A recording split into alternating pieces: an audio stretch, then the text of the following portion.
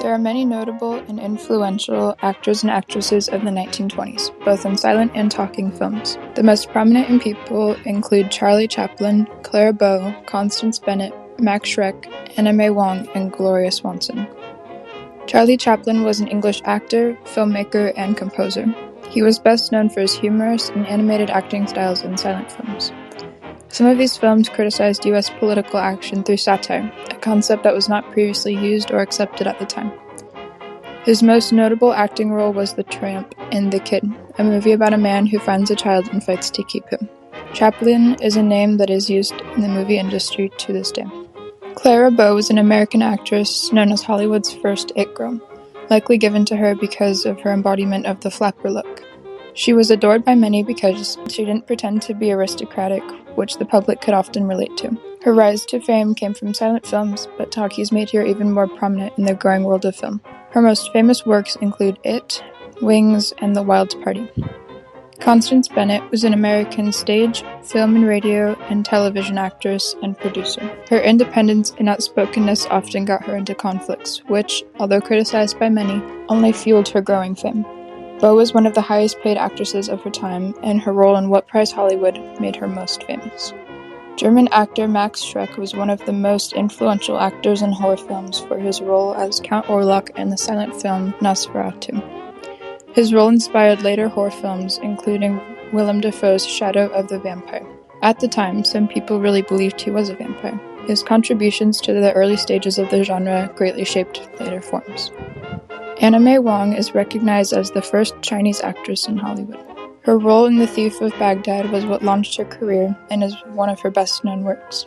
She turned down many roles portraying her as the exotic seductress, a theme that was common for many Asian American women at the time. Her hard work created the path for many other Asian Americans in the business. All in all, as you can see, these actors and actresses were extremely influential in the world of cinema. Without them, we cannot imagine what the film industry would look like today.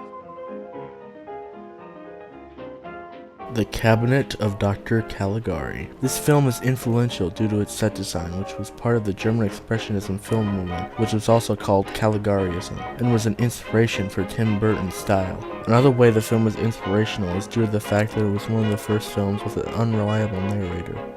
Nosferatu. This film is the oldest existing vampire film and is an unofficial adaptation of Dracula. Due to the fact that it was unofficial, the wife of Bram Stoker tried to have all copies of the film be burnt. Thankfully, most copies have survived, otherwise this would be a lost film, just like a majority of silent films.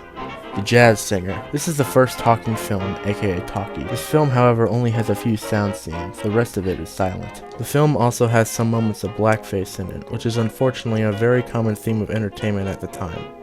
Metropolis.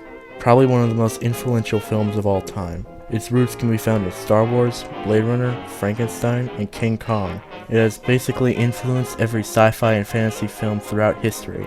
Similarly, it was also inspired by classic stories and myths such as the Seven Deadly Sins and the Tower of Babel, which was used to communicate the difference between the working class and the people in charge.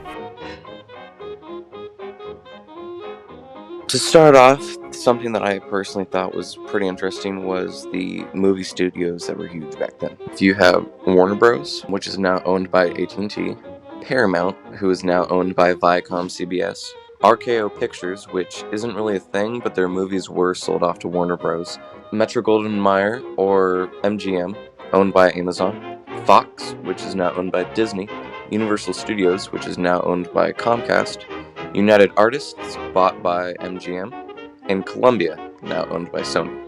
And more of these buyouts and mergers are still happening, with theories of Apple possibly buying Viacom-CBS and other huge companies trying to merge together as well.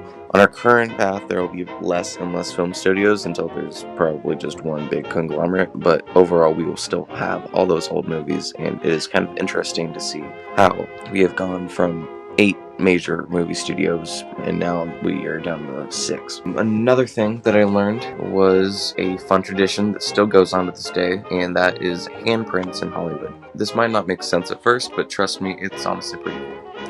Any famous celebrities, if approved by a guy named Grauman, would be able to get a cement imprint of their hands in front of his theater, Grauman's Theater. Now, this would be a huge honor and doesn't happen that much to this day because, they ran out of space. They do have that walk down the street with all the stars on it, like for famous people, but that's essentially it. And it might sound kind of weird, but yeah, it's pretty hard nowadays to actually be able to get hand imprint in front of Gremlins Theater. One final thing, and this is an invention that was used in the 1920s, was the use of sound and how the first ever sound movie was in the 1920s. Basically, what they did was they would get a phonograph, basically a record, and they would record someone's voice. And what they do is that they'd sync it over the movie and then play it over the movie. And people were absolutely astounded by this. People were blown away.